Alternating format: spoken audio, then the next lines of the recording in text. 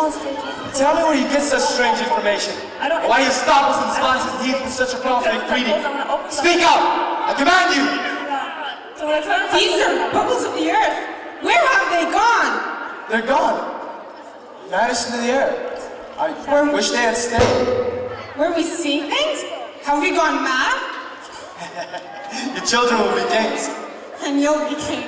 That's not all. They have counter too. Isn't that how the song went? The very tune and the words too.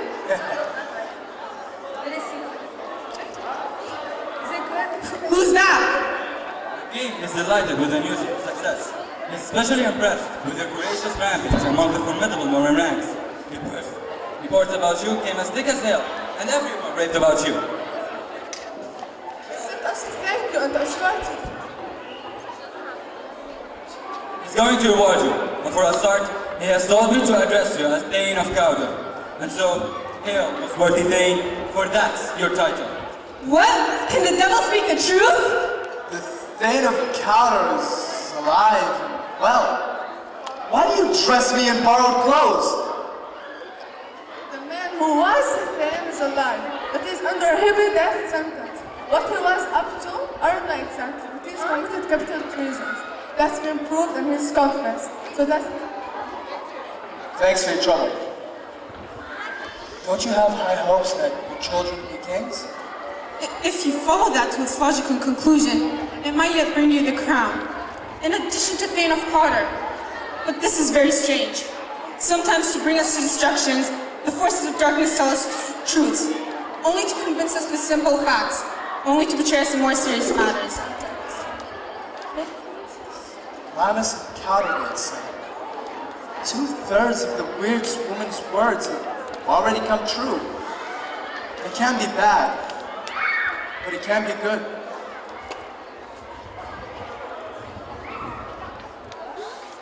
Look at him, wrapped in thought. He's having difficulty with his new honors, which are like new clothes that don't really fit until you've worn them for a while. Come on, Macbeth, we're waiting for you.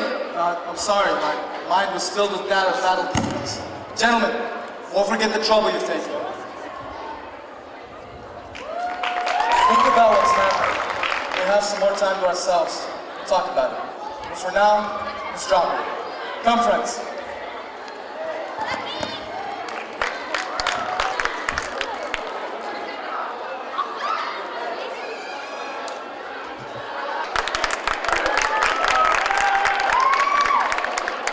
When Lady Macbeth reads the letter Macbeth has sent ahead, she determines her husband must take advantage of the opportunity Duncan's forthcoming visit offers as a way of fulfilling the prophecy. However, she fears that, though Macbeth is not without ambition, he is too full of the milk of human kindness to catch the nearest way. Yet, Macbeth is as determined as his lady about the need for the murder. He considers reasons he should defend rather than threaten the life of his king. Lady Macbeth remains adamant and pressures him with attacks of his manhood, as well as reminders of their feeling for each other. She convinces Macbeth to proceed by presenting her plan to drown Duncan's guards and leave evidence that will implicate them in the crime.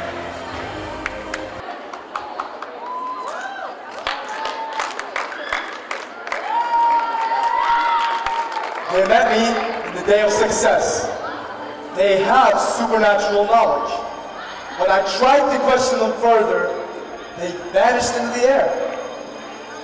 While I was still standing there, wrapped in wonder, some messengers came to me from the king, calling me the Thane of Cawdor, the title which the Weird Sisters has only just saluted me with. And they had also referred to me to the future with "Hail, thou king that shall be." I had to tell you this, my dearest partner of greatness, so that you wouldn't miss the joy of knowing what has been promised you. Think about it, and farewell. He's promised already, and also Cawdor now. And I know he will be what he had been promised. And yet, I don't think he could pull it off. He's too full of the milk of human kindness to do what's necessary. Who is it?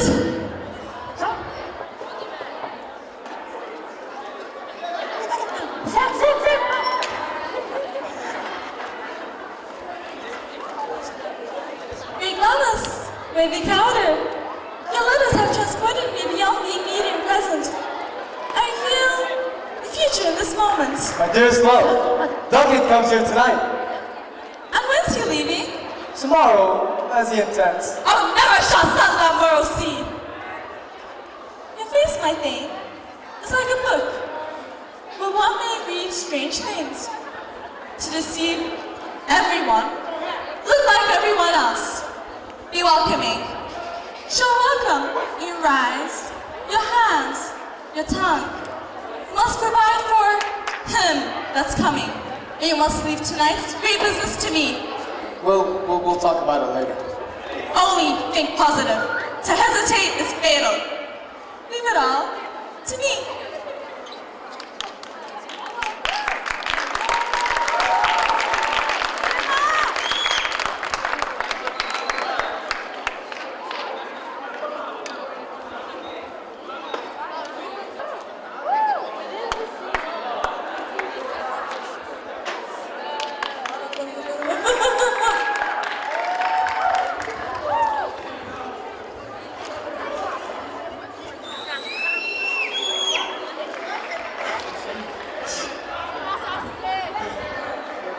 See, my dear hostess. I hope you haven't gone to too much trouble for me tonight. Anything I do, Your Majesty, is nothing compared to the honor your presence brings to our house. Our dear hostess, you're both beautiful and gracious, and we are your guests tonight. Please, lead the way. And we, your servants, this way.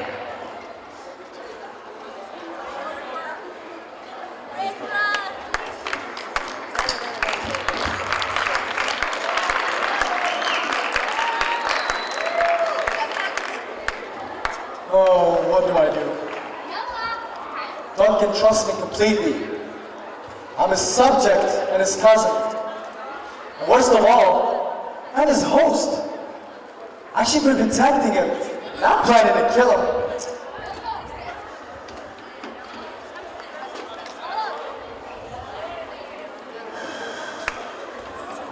This is really a hard choice.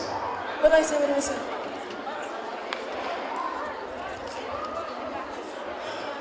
I can't seem to make a decision. My dearest love, He's almost finished eating. Where have you left the banquet? why? Has he asked for me? Of course he has. Listen, we won't go any further with this business. He's honored me lately. Were you drunk when you jumped off wearing a king's robes? And has that dream, substance then, awaking now, sick and trembling at what you wanted to do? From now on, that's how much I value your love.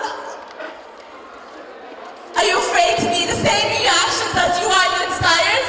Do you want to spend the rest of your life longing for a crown, knowing you were nothing more than a coward? Letting I don't dare answer I want? Stop. Please don't. I wouldn't dare do anything a man should do. But there are just some things that no human being should even think of doing. And what animal were you that when you thought about it? Only to bring your promise to me. When you dared to do a thing, you were a man. And the more you did, the more of a man you were in my eyes. There were no excuses then. There were no excuses. They're just pouring out, making themselves, and I'm making you. What if we fail? We failed. But if you keep your nerve, you won't fail. When Duncan's asleep, which shouldn't be too long after the ride he's had, I'll make sure his 2 chamber attendants are so drunk, they won't be able to remember a thing. And when they're sleeping, lying like pigs, why can't you and I just hang guard at Duncan? And why can't we pin on them? They'll take the blame for what we do. Your qualities are so masculine.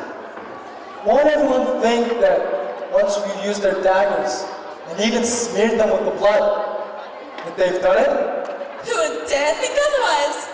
After we've had our say. I'm ready. I know the muscles in my body are wound up from this act. Let's go. will come back and put on an act. False faces must hide the secrets of false hearts.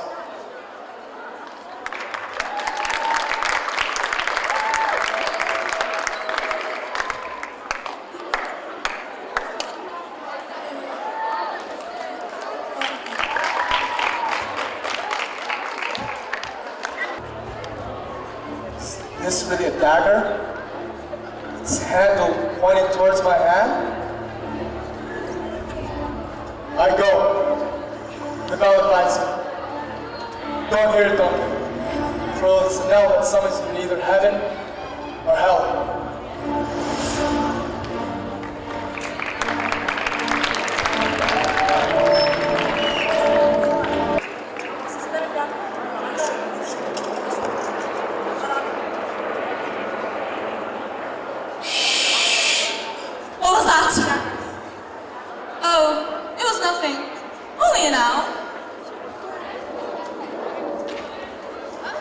Who's there? My husband! The deed is done. Didn't you hear a noise? I heard yells, scream, and the crickets cry. Didn't you say something? When? No. As it came downstairs? Yes. Listen. Who's sleeping in the room next to his? Donald Wayne. Oh, this is a sorry sight. A foolish lot to say a sorry sight. Someone laughed in his sleep, and another cried murder. They woke each other up. I stood listening, but they said their prayers and went back to sleep. We mustn't think about it. It will only drive us mad. I thought I heard a voice cry, "Sleep no more. Macbeth has murdered sleep. The innocent sleep." What are you talking about?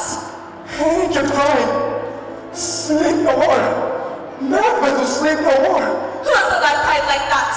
Come on, Thane. You make a mockery of your manhood behaving so foolishly. Why not have you brought it out? They're supposed to stay there. Take them back and smear the grooms with blood. Oh, I'm not going back there. I'm afraid to think of what I've done. Get a little look at it. Weakling! The dead look no different from sleeping people. If there's bleeding, I'll put some of it onto the groom's faces, because it must look as though they've done it.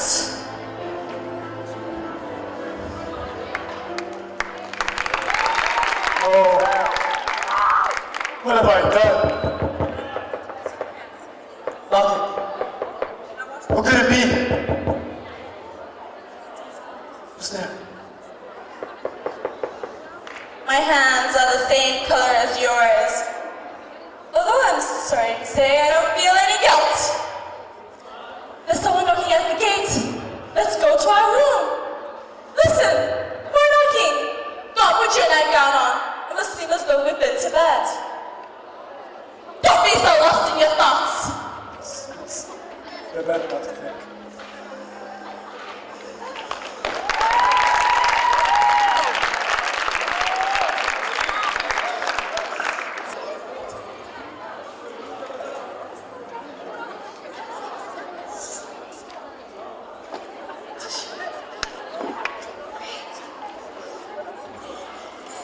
I can go? Where's the king? Good morning, noble sir. Morning to you both. Is your master awake? No, not yet. He told me to call for him very early. I'm almost late. Here, I'll take you. Let's go. Is the king leaving today? No, It was a wild night. Our chimneys were blown down, and they say wave, and strange ghastly screams were heard in the air. it was a rough night. I can't remember anything like it. Horror! Horror! What? What's the matter? Chaos has broken out! Someone's surprised by the king! What's that? What? You mean His Majesty? Go and see! Don't come this king! Go and investigate yourself! Wake up! Wake up if you want them! Welcome, Donovan! Wake up! Bankroll! If you want them! What's going on? All this noise! Tell me!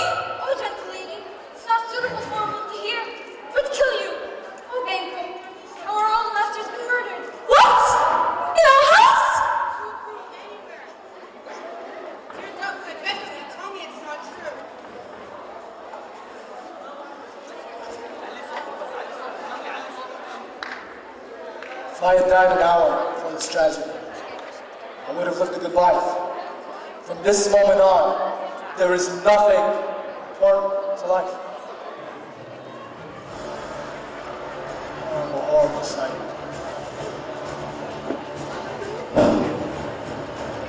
What's wrong? Oh! What the hell? His Chamberlains, their heads and faces were all smeared with blood. So were their daggers, and white on their pillows. They stared like madmen, quite desperate. Even so, sorry about the anger that made me kill them.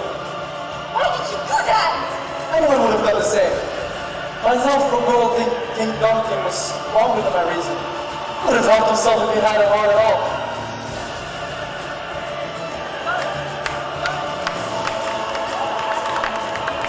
I am taking charge of this. This is our business.